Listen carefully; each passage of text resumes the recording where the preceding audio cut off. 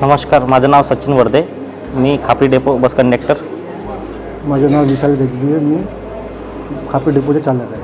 आमची गाडी बर्डी ते एम चालत होती आणि रात्रीचे 8 वाजले होते आणि एक पेशंट आला आहे आमच्या गाडीतनी. त्याची एकदम तब्येत एकदम क्रिटिकल होती. लेडीज होती आणि त्याला चलता वगैरे काही नव्हतं आणि तिच्या डॉक्टर अवेलेबल नव्हते आणि नंतर ॲम्ब्युलन्स पण अवेलेबल नव्हती तिथे.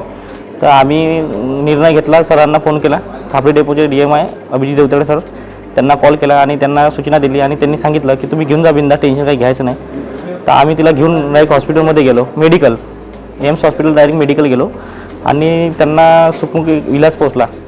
आणि ते जाताना मग आखरी ते लेडीज म्हणत होती की दादा काही पैसे वगैरे, त्यांची सोबती होते, त्यांची बहीण होती.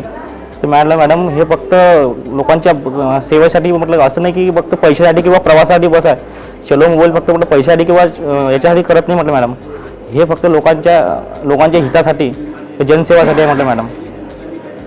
आणि ते मग आम्ही हात जोडले आणि निघून आलो.